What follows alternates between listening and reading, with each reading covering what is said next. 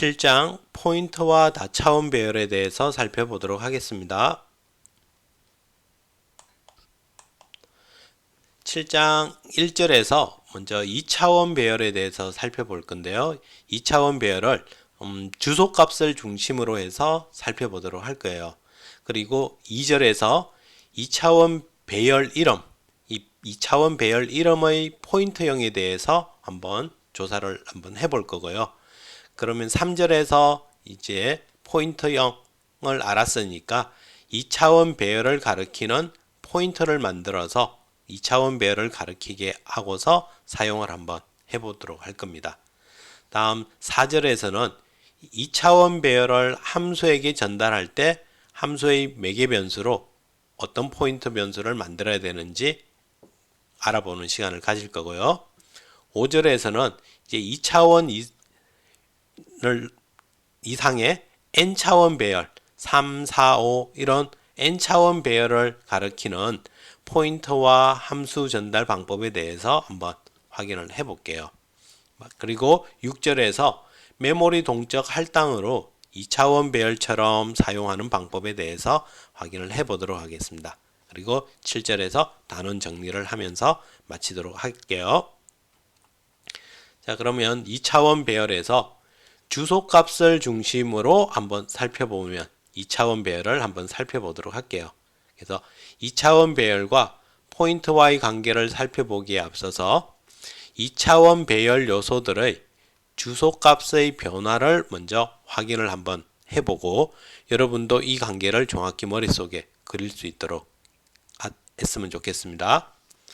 1차원 배열, 우리가 앞에서 1차원 배열할 때 1차원 배열을 뭐라고 했냐면 배열은 동일한 자료형의 연속적인 집합이라고 했어요. 그러니까 1차원 배열에서는 이제 정수형이면 정수, 실수형이면 실수, 이러한 값들의 연속적인 집합이라고 했거든요. 그러면 2차원 배열은 이러한 1차원 배열들, 이러한 1차원 배열의 연속적인 집합이다라고 봐도 무방할 거예요. 이와 같은 관계, 이러한 만들어진 1차원 배열들의 연속적인 모임, 중요한 게 연속적이라는 거예요. 연속적인, 떨어져 있지 않고 연속해서 붙어서 메모리상으로 연속적이다라는 거. 자, 그러면 우리가 삼행사열의 2차원 정수형 배열이 있을 때 이 배열의 이름과 각각의 요소들의 주소값을 가지고서 한번 예제를 살펴보도록 할게요. 자, 이와 같이 int arr 2d 2차원 배열에 3행사열짜리 배열이 준비가 되었어요. 자, 그러면 arr2d의 2차원 배열이 이렇게 길게 공간이 잡혔는데, 자, 이걸 우리가 여기서 이야기한 이걸 기반으로 한번 살펴보면 먼저 int arr 1차원 배열이라고 해볼게요. 자, 몇 칸 4개씩 정수를 4개씩 갖는 이러한 1차원 배열이 있다고 해볼게요. 그러면 이 공간 정수형 값을 가지는 이와 같은 4칸짜리 1차원 배열이 있었어요. 자, 이렇게 1차원 배열이 있었으면 이러한 1차원 배열이 1차원 배열들의 연속적인 집합이라고 했으니까 이러한 덩어리가 몇 개 있다? 3개 있다. 그래서 하나, 둘, 3개. 이와 같은 연속적인 집합이라고 봐도 괜찮다는 거예요. 자, 그러면 이제 각각의 값을 보면 1차원 배열들의 정수가 1, 2, 3, 4 정수용 값 4개가 있으니까 16바이트가 되겠죠. 16바이트. 그래서 이 배열의 시작값이 FEC8이었다면 이거보다 16바이트 더 큰 다음에 다음 1차원 배열이 놓이게 되겠죠. 그래서 FED8로 해서 C8에서 D8로 16진수니까 16개가 증가된 값이죠. 이와 같이. 그럼 그 다음에 또 16개가 증가된 다음 값은 FE28이 준비가 되겠죠. 이렇게 1차원 배열들의 크기가 이렇게 준비가 된다는 거야. 그러면 여기에서 이제 우리가 하나 이 각 하나의 방은 우리가 표현을 ARR 2D에 지금 0번 1차원 배열, 0번 1차원 배열에 몇 번 방? 0번 방. 이렇게 이제 표현을 해 나갈 거잖아요. 자, 그런데 이게 길게 이렇게 늘어져 있으면 이 표현 알아보기가 조금 불편할 수 있어서 우리는 이제 2차원 배열은 보통 이와 같은 형태로 배치를 시켜 놓고 나서 그리고 나서 접근을 하면 훨씬 더 쉽게 접근할 수 있겠죠. 이렇게 해서 자, 1차원 배열, 이게 이제 1차원 배열 하나니까 이 1차원 배열을 ARR2D의 0번이라고 볼 수 있다는 거예요. 그러면 이렇게 2차원 배열인데 뒤에 대괄호가 하나만 존재한다는 것은 1차원 배열 이 덩어리 하나를 얘기한다라고 보면 될 거예요. 다음에 ARR2D의 1은 여기에 있는 1차원 배열 덩어리 이거 하나를 얘기한다고 보면 되고요.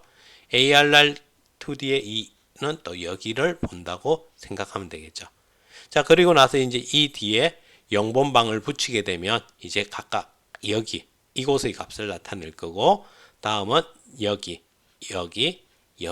이렇게 해서 이 뒤에 대괄호가 하나 더 붙음으로써 접근할 수 있겠죠. 자, 여러분 이미 다 아는 얘기인데 왜 이렇게 또 했냐? 이렇게 적었을 때 이 의미 이걸 좀 강조하고 싶어서 했던 거예요. 이렇게 하면 얘는 누구다?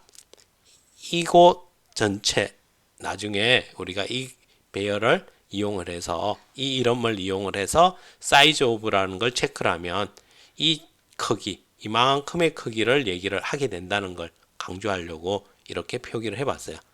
그러면 우리가 여기서 ARR2D에 0번까지 가면 이거는 이 방 하나이기 때문에 이거는 이걸 크기를 뒤에 조사를 해보면 4바이트다 라고 나타날 거예요. 그렇지만 이걸 떼고 여기까지 조사를 해보면 몇 바이트다? 4개가 있으니까 16바이트다 라고 나타날 거예요. 그럼 이것까지 떼버리면 이거는 2차원 배열의 전체를 얘기하기 때문에 16 곱하기 3 해서 6, 3, 18, 48 되나요? 48의 크기가 된다라고 볼 수 있다는 거예요. 이와 같은 관계를 좀 얘기를 해주고 싶었어요. 자, 그러면 다음 예제를 통해서 한번 정확한 값들을 확인해 보도록 하자고요. 자, 이와 같이 2차원 배열을 준비를 하고서 각 방의 값도 이렇게 한번 채워봤어요. 뭐 여러분은 0으로 초기화를 해놔도 상관없을 거예요. 자, 그러면 이제 ARR2D의 어드레스를 살펴봤어요. 2D의 어드레스는 FAC8 이 제일 시작 번지의 주소값 여기가 이제 ARR2D 이 자체의 값이 되는 거예요. 2차원 배열의 시작 번지의 주소값 다음 ARR2D의 0 했더니 FAC8 ARR2D의 0도 여기를 나타내고 있고요. 다음에 이번에는 ARR2D의 0의 0번방 0의 0번방 여기도 여기를 나타낸다는 거야. 여기를 나타내고 있어요. 자, 세 개가 공이 이곳을 이렇게 나타내고 있지만 이제 서로의 책임 범위가 다르다는 거야. 0의 0번방은 요만큼 자기 자신 하나에만 해당이 되는 거고 ARR2D의 0번방 이렇게 표현을 해서 사이즈를 하면 이만큼의 공간을 영역으로 본다는 거예요. ARR2D 자체를 가지고서 접근을 하면 이만큼을 자신의 것으로 본다는 거야. 자, 이렇게 이제 내가 공간을 자꾸 얘기하는 게, 자, 그럼 나중에 우리가 ARR2D에다가 지금 ARR2D에다가 더하기 0 한 게 이거거든요. 그러면 ARR2D에다가 더하기 1을 하게 되면은 누구만큼? 이 크기만큼 증가를 한다는 거야. 이 크기만큼 증가가 되니까 어디가 되겠어요? ARR2D에 1번이 있는 이곳이 되겠죠. 이곳이 된다는 거. 또 ARR2D에다가 더하기 1을 하니까 여기가 된다는 거. 이거를 미리 한번 좀 강조해 주고 싶어서 이렇게 얘기를 해봤어요. 자, 그럼 이제 나머지는 뭐 동일해요. 이렇게 들어가서 ARR2D의 주소값을 한번 출력해 봤고요. 지금 제일 마지막까지 이렇게 다 적지 않으면 ARR2D의 0번에 0번 이렇게 하면 얘는 최종적인 이곳의 값이 될 거예요. 값이 될 건데 ARR2D의 0번 여기까지만 적으면 이거는 이제 값이 아닌 이곳의 주소값이 된다는 거예요. 주소값. 그리고 ARR2D라고만 적어도 이것은 여기에 가리키는 주소값을 의미하게 된다는 거예요. 그렇게 해서 여기에 확인을 FE에서 AR2D의 1의 어드레스 그 다음에 하나 생략을 해놨죠.